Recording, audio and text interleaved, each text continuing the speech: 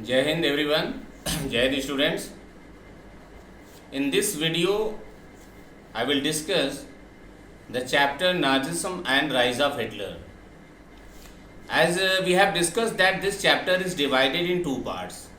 First, birth of Weimar Republic and then rise of Hitler. So in this video, I will discuss the birth of Weimar Republic and the factors that led to the failure of or decline of this Weimar Republic.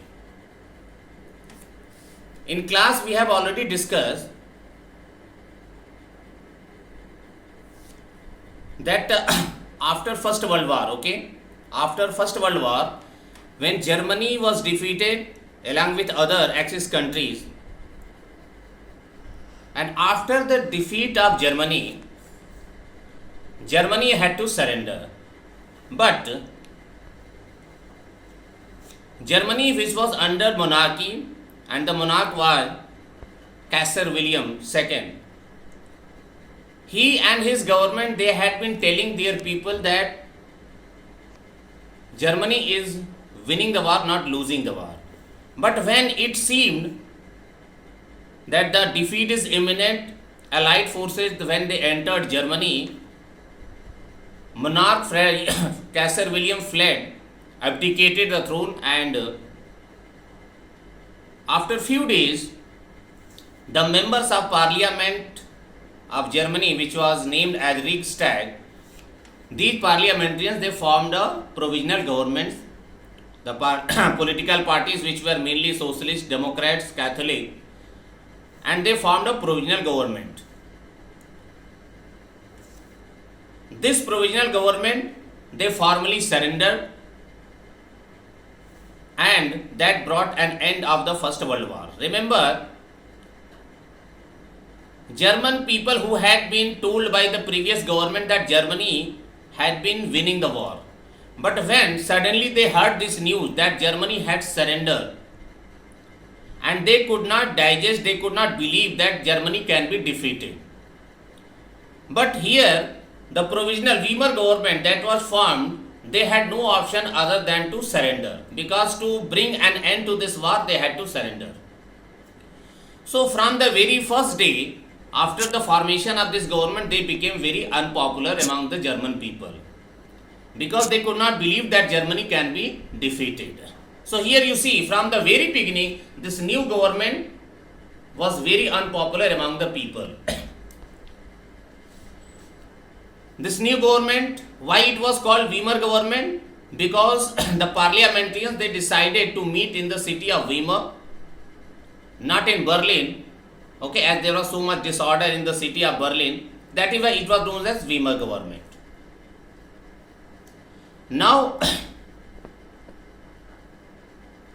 in the next year, 1920, when the Paris conference started, and the treaty was signed with all the losing countries, and Germany was one of them. The treaty that was signed with Germany, it was named as Treaty of Versailles. This treaty was not based on the mutual terms and agreements. It was a dictated treaty on Germany. The terms and conditions of the treaty were already made, and Germany only, they were given this treaty, and they had only to sign this treaty. Means they had no say in this treaty, and the terms were very humiliating, harsh. What were the main provisions of this treaty? Germany was demilitarized, means the army was reduced to maximum 1 lakh. They also lost their territories, the territories which had coal mines and iron mines. Germany also lost its overseas colony, mainly in Africa. And most importantly, Germany had to pay that reparation amount for all the damages that they caused in France and in other countries. And the amount that was fixed, it was 6 billion pound.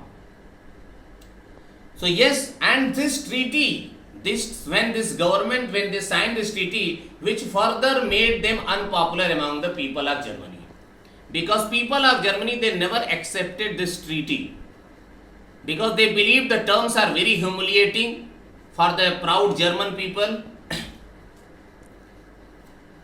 And yes, because of this reason, all the supporters of this Weimar government, they were known as, or they were called November criminals. November criminals basically because they surrendered in the month of November. Now next part is, what was its effect on Germany and other European countries? Definitely after 4 years long war, it had its economic impact. A continent that used to give loan to other countries, now it had to borrow money from other countries. Economically devastated.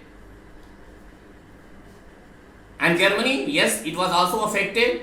And yes, Germany was already affected, but in addition to this, they also had to pay reparation amount. In Europe, people who served in the army, they were more honored, recognized, and yes, trench life was glorified. So here in the, from very beginning, this Weimar government was very unpopular. Now let us move further. What were the challenges and difficulties faced by this government? Another challenge was from communist. There were many people in Germany who were influenced by communist ideology, and they wanted to have a communist government just like in Russia.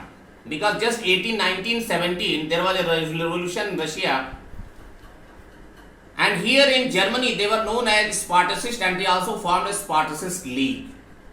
And they wanted to overthrow this democratic government. That is why they were also called radicals.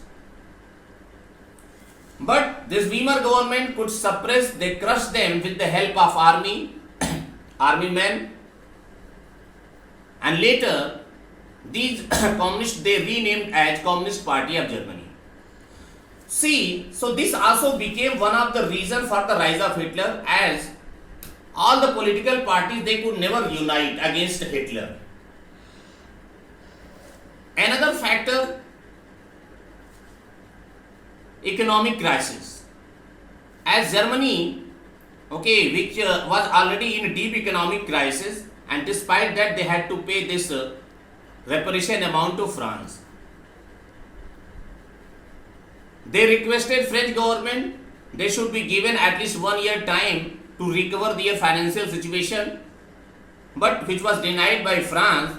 And when Germany failed to pay this amount, France reacted by occupying its territory which had most of the industries and mines. Germany, in order to deal with these problems, started issuing notes of printing, number of notes. And as a result, which resulted in hyperinflation, a condition when the prices of all the goods, they rise dramatically high.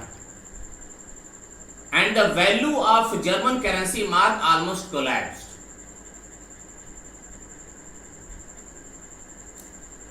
In the next video, we will discuss further the Dawes plan which was put in place to bring Germany out of this economic crisis. Jai Hind.